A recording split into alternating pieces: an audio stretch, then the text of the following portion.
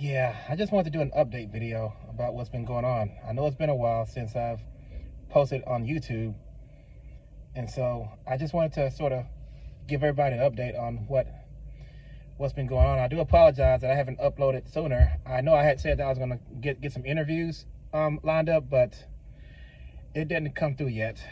So I just been going through some things, trying to get reorganized, basically. So anyway, the first video that you probably saw of me, I was in a Jeep. Now, just this past week, I had sold that Jeep because it was giving me too many problems, and I didn't want to continue to spend money on different mechanics doing guesswork in order to fix the problem.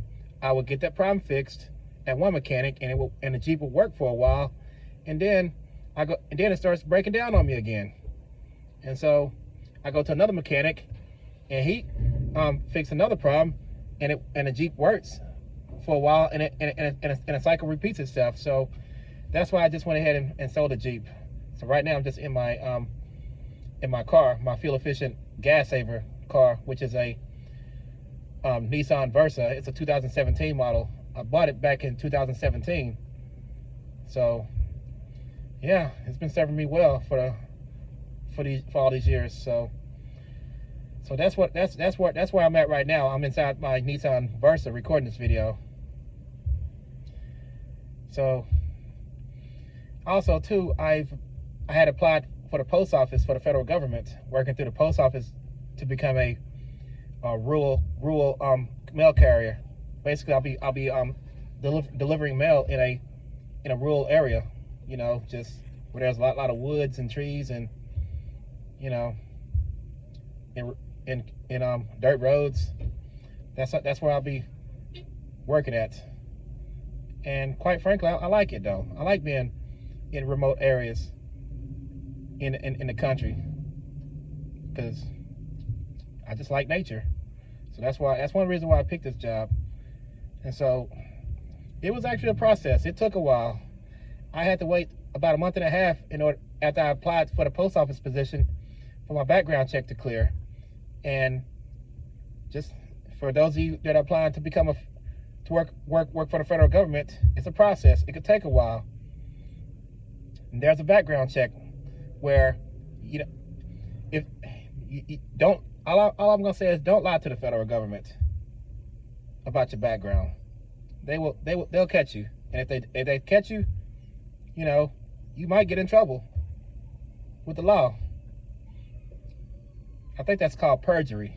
So, but anyway, so I applied to work for the post office, and so the application involved me having to put down my references, 3 references from my past, who can basically say good things about me, about my character and about my work ethic.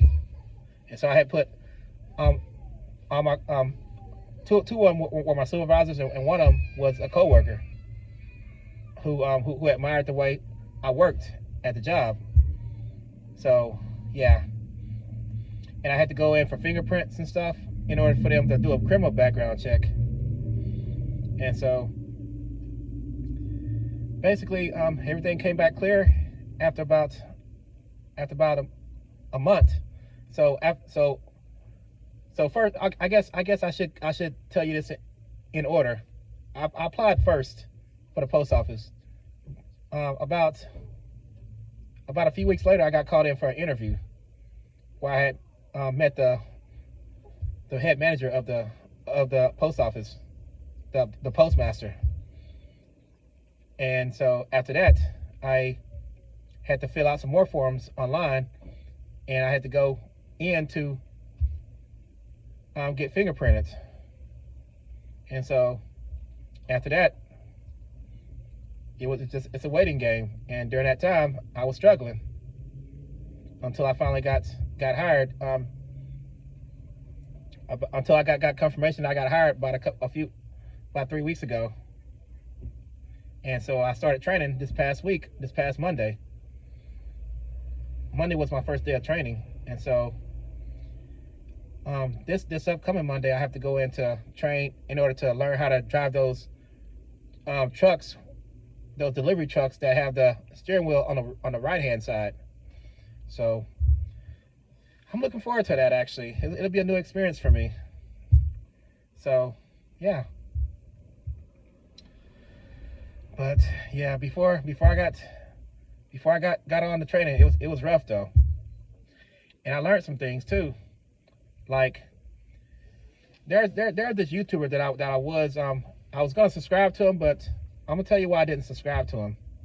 So basically, he cuts grass for a living basically, and does landscaping work as his, he owns his own business doing those things. And on one of his videos, he had said that he had gotten a tip from somebody who he sold one of his old vehicles to. I'm not gonna mention his name because I'm not trying to benefit him in any way when it comes to views or subscriptions. So, you know, I'm about to tell you why in a few minutes. Well, actually, right now. So, anyway, he said he had got a $100 tip from somebody who he had sold a vehicle to, and he was wondering what he's gonna do with, what could he do with that extra $100 tip. Should he donate it to some kind of charity or to the church? And in the comments, I mentioned that, you know, I could use that $100 to pay a bill, and I put in my Cash App info. So instead of him just saying okay or just saying no, he decided to try to drag me. He said that he told people on his platform to vote to whether he should give me the $100 or not. And I was like, you know what? I don't need your $100. You can, you know, you can take that $100 and shove it up your ass for all I care. And so he started making a couple more videos saying that my po behind is, you know, just the way he talks. He's from Mississippi, so that country Bama talk. He's saying that my po behind is still begging, which he lied. And I called him out on that in the video, and I got that video flagged as well.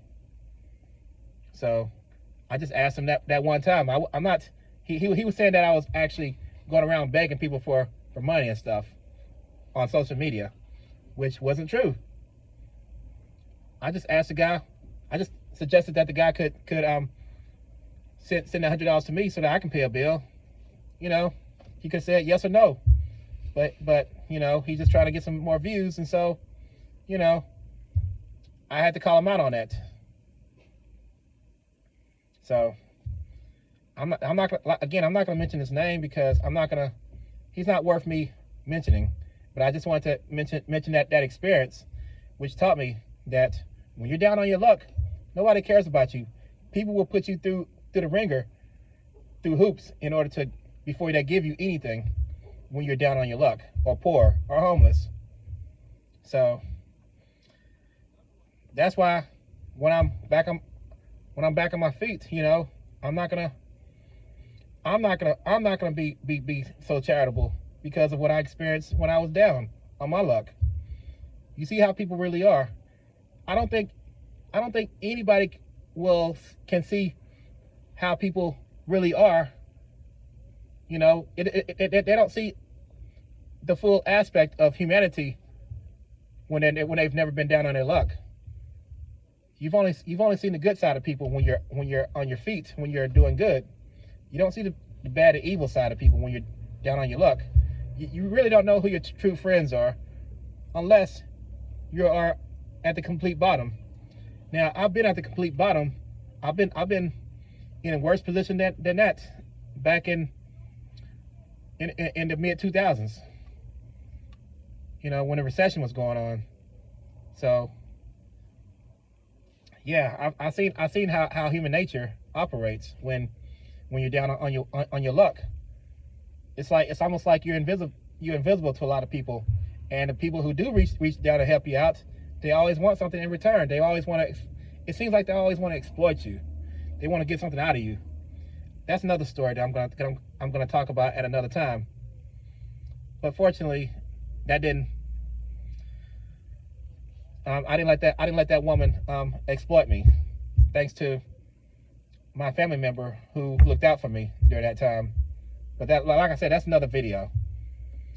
But anyway, I learned a valuable lesson to, you know, that's why I strive to make sure that I make my own money. You know, I don't have to ever ask anybody for money. And yet people still ask me for money, you know? So that's why I'm stingy these days, because people are stingy towards me. And so anyway, I think I've been on this topic for far too long. I've been wanted to give y'all some updates. I still want to do some interviews. I just haven't got the chance to, because I just been trying to get myself back on my feet. So it is what it is. So, you know, and I've also been helping other people as well. As a matter of fact, about a month and a half ago, I bought a house with cash.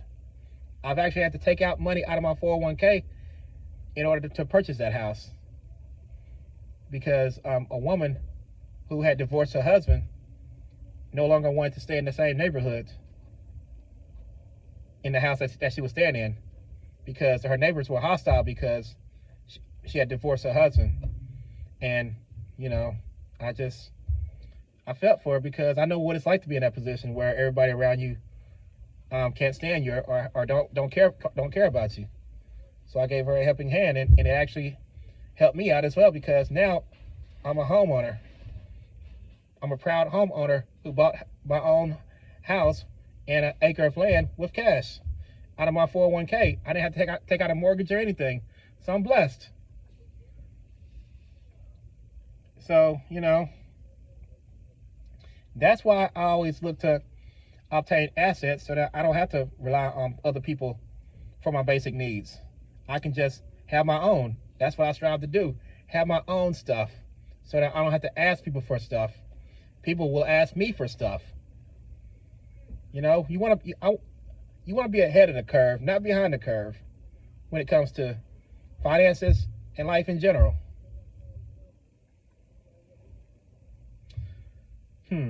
Now, what else has been going on with me? Well, that's about it, actually. So this is my update. So I'm just looking forward to continue to train on my new job at the post office. And I also have another job coming up too, where I'll be grading papers for the season online. So basically, I'll be having two jobs starting Monday. So I'll be training at the post office for the early part of the day, learning how to drive the trucks with the steering wheel on the right hand side. And when I get off work, I'll start my other training, where I'll be learning how to grade papers online on another lesson, on another I think it's English language arts. I think that I'm going to be learning. They give you different lessons to grade every year. So I'll be training on that, and it's paid training too. So on both jobs, so that's wonderful. I'm blessed. You know, I just strive to have my own stuff. And so right now, since I had sold my old Jeep, my next goal is to get a newer Jeep or some kind of vehicle which is 4-wheel drive, so that I can deliver those packages, because the post office, they don't provide, like these post offices in the rural areas in the country, they don't have enough vehicles for everyone to drive in to deliver the mail. So we have to provide our own vehicles in order to do so. So I'll be looking for another Jeep, and but the nice thing is USPS will help you pay for those vehicles through the mileage that you make every day. You get, like, right now it's at 90 cents. You'll get 90 cents per mile that you drive while you're on duty. So that's pretty good. That'll be enough for me to make payments on my next vehicle per month. So, and plus gas. and that's in addition to my base pay. So yeah, just looking forward to training at both jobs and to continue to meet my goals in life. And you know, and I'm not a bum, so I'm not on the streets begging people for money or on social media asking people for money. Just begging, just like some people on YouTube will have you believe. No, I don't do that. All I did was just make a suggestion, you know. But I ended up getting that $100 by working for Instacart.